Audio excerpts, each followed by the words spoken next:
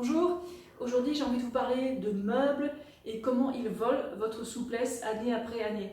Et c'est dur de reprendre la souplesse une fois qu'on l'a perdue pendant trop longtemps. Le mieux c'est encore de ne pas la perdre. Et par exemple, une chaise, c'est bien, c'est pratique, on peut manger, travailler avec. Mais bon, regardez l'angle. Les jambes ne vont jamais se plier complètement sur une chaise. Ça rend la souplesse paresseuse. Regardez. Si on s'accroupit comme ça régulièrement, pas forcément pendant 10 secondes ou une minute, même juste 2 secondes à la fois, le temps de chercher quelque chose par terre, en fait on préserve notre souplesse. Par exemple, il y a un truc qui tombe par terre, au lieu de le manger comme ça. Bon, je peux le faire, c'est pas mal, hein, ça travaille d'autres souplesses. Mais c'est important de se baisser comme ça chaque jour, au moins une fois, quoi. Il y a des grands-mères ou des grands-pères qui le font et qui n'ont jamais perdu leur souplesse. Hein.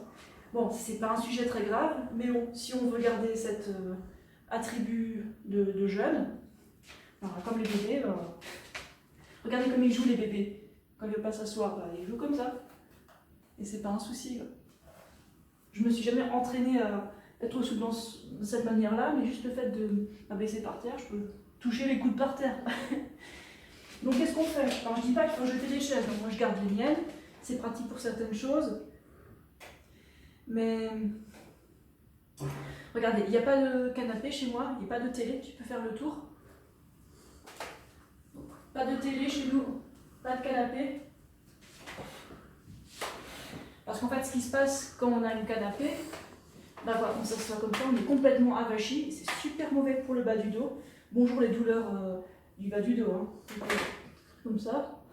La pire posture, et pour la rendre encore pire, on pourrait être sur le téléphone. Posture de zombie.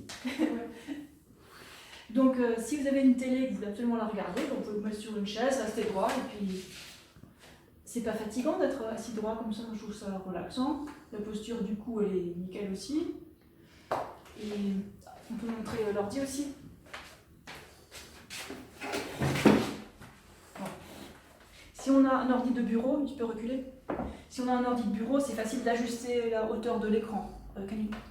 C'est bien. Et si on a un ordi portable, il faut absolument le rehausser pour que ce soit à la hauteur des yeux, quitte à prendre un clavier secondaire à la hauteur des mains. Parce que sinon, on va être comme ça, le cou tout penché, et c'est pas bon là. Bonjour les tensions là qui se traduisent sur tout le visage. Donc voilà, faire un usage intelligent de la chaise. Et on peut même utiliser une balle de fitness, hein, une grande balle sur laquelle on s'assoit pour avoir une meilleure posture. Bon après ça travaille le gainage, hein, c'est sûr. Donc c'est des choses qu'on peut tester, à voir pour améliorer sa posture. Ensuite, tu peux me suivre? Bon. Ne soyez pas choqués. Hein. Notre lit est par terre. Qu'est-ce que ça implique ça? Déjà, on a aussi un matelas dur, donc quand on est couché là, c'est idéal pour le dos. Il vaut mieux avoir le dos tout droit. Sans coussin. Ça. Ouais. Le dos tout droit, c'est idéal pour la colonne. Après, quand on n'a pas l'habitude, c'est pas évident, je l'avoue. Mais bon, les bonnes habitudes, hein, ça vaut de l'or. Hein. And standing desk, can show them that. Non, tiens.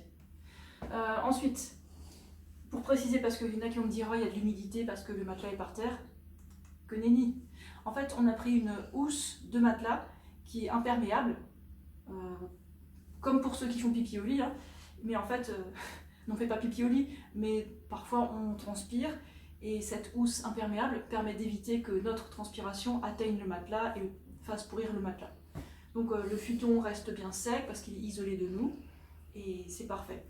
Ensuite, pour se lever, on passe par la même position, avec les jambes bien pliées, bien souples, et ensuite on se lève. Alors que quelqu'un qui se coucherait dans un lit qui est en hauteur, il se mettrait en position de chaise et il se coucherait. Il ne travaillerait jamais la position complètement accroupie. Ensuite, mon mari veut vous montrer quelque chose. Vas-y, montre. Alors là, il a son bureau debout. Non, bon, allez, voilà, il a une meilleure posture en fait en étant debout, au lieu d'être assis, parce que quand il est assis, il a une posture horrible. Et ça, c'est la manière dont il peut optimiser sa posture, voilà, avec l'ordi sur un meuble élevé. Pour conclure, si on va perdre sa souplesse, il vaut mieux la garder parce que la retrouver, c'est beaucoup de travail. Par exemple, Marie-Paul, il essaye de retrouver sa souplesse en s'accroupissant, mais c'est vraiment dur. Hein. Donc lui, il n'a pas travaillé sa posture accroupie, et puis maintenant, bon, il travaille dessus, mais il n'arrive pas à mettre les talons par terre. Bon, il continue de s'étirer, mais c'est dur, ça prend du temps. Ça fait quelques mois qu'il fait ça, et c'est pas encore là. Ça risque de prendre peut-être 1 an, 2 ans, j'en sais rien.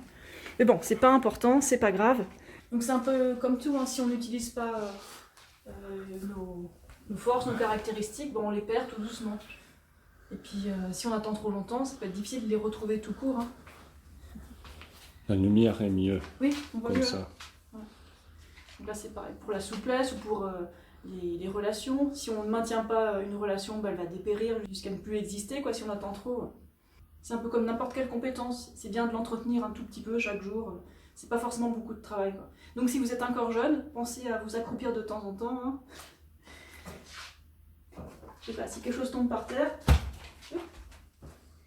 on peut s'entraîner, oui, à aller chercher comme ça étire cette partie. Ou alors on peut ramasser comme ça, comme un petit jeune. Ou non. Voilà. Sinon, on pourrait aussi parler des toilettes, de la position aux toilettes. Bon, on va peut-être pas aller aux toilettes, mais la position des toilettes, c'est catastrophique. Hein. Alors, c'est position chaise hein, aux toilettes. Hein. Et c'est pas bon pour évacuer. Sans rentrer dans les détails. Évacuer. L'idéal, imaginez, vous allez faire caca en forêt. Vous mettez comme ça. Vous cherchez pas une chaise pour faire caca comme Louis XIV. Hein. Vous faites comme ça. Et là, ça passe tout seul. Hein, logique. Ou pipi d'ailleurs pour les femmes. Hein. Donc attention à tous ces meubles. Hein. Ça veut pas dire qu'il faut pas les utiliser, mais il faut réaliser à quel point ils nous limitent, quoi. Voilà. Ok, j'espère que ça vous a plu. Vous êtes un petit fou rire aussi. C'est tout. Merci.